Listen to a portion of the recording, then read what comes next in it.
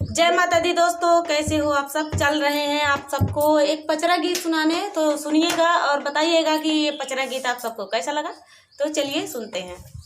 कावन फूलवा लाल खिलै, कावन फूलवा पियर, कावन हो फूलवा ना, अरे कावन हो फूलवा ना, चढ़ल मैया के मंदिरवा हो, कावन हो फूलवा ना, चढ़ल मैया के मंदिरिया हो, कावन हो फूलवा ना, अड़हुल फूलवा लाल खिलै, कमल फूलवा पियर, लवंगी आई फूलवा ना, अरे लवंगी आई फूलवा ना, चढ़ै मैया के मंदिरवा हो, लवंगी आई फूलवा ना, चढ़ै मैया के मंदिरिया हो, लवंगी आई फूलवा ना, कावन तिरिया रात जागै, कावन तिरिया सोवै हो, कावन हो तिरिया ना, अरे कावन हो तिरिया ना,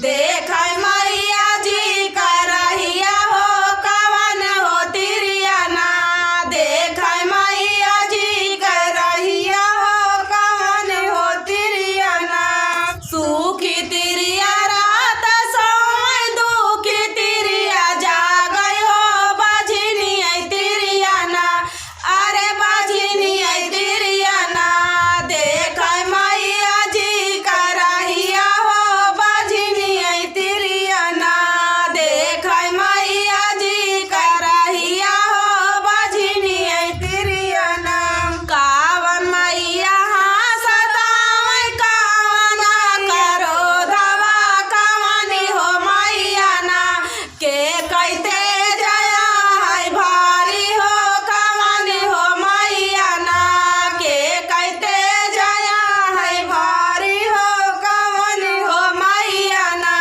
दुर्गा मैया सतावै, काली मैया रोधवा, सीताली हो मैया ना, अरे सीताली हो मैया ना, ओन कैते जया है भारी हो, सीताली हो मैया ना, ओन कैते जया है भारी हो, सीताली हो मैया ना, ओन कैते जया है भारी हो, सीताली हो मैया ना। तो दोस्तों, ये प्यारा सा पचरा गीत आप सबको कैसा लगा कमेंट में जरूर बताना दोस्तों। तो चलिए, तब तक के लिए जय माता रानी। दोस्तों, कैसे हैं आप सब। आशा करती हूँ आप लोग ठीक होंगे। तो आज मैं लेकर आई हूँ देवी गीत। तो अगर चैनल पर नए हैं तो सब्सक्राइब कर लें और कृपया कमेंट में बताइएगा कि ये देवी गीत आपको कैसा लगा। तो समय ना गंवाते हुए चलिए सुनते हैं ये प्यारा सा देवी गीत।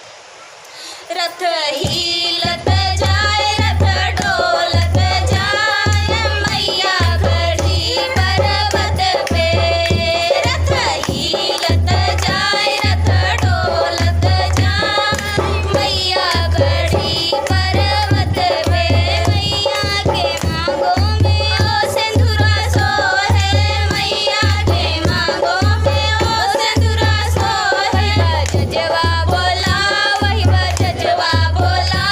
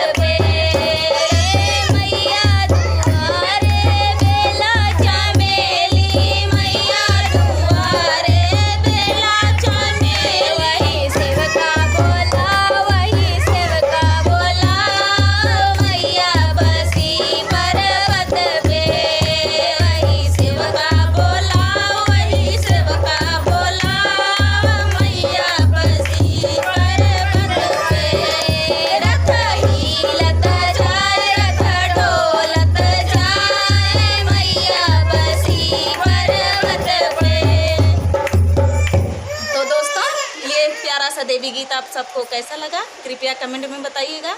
अभी तक चैनल ना सब्सक्राइब किए हो तो सब्सक्राइब कर लें। तब तक के लिए जय माता दी।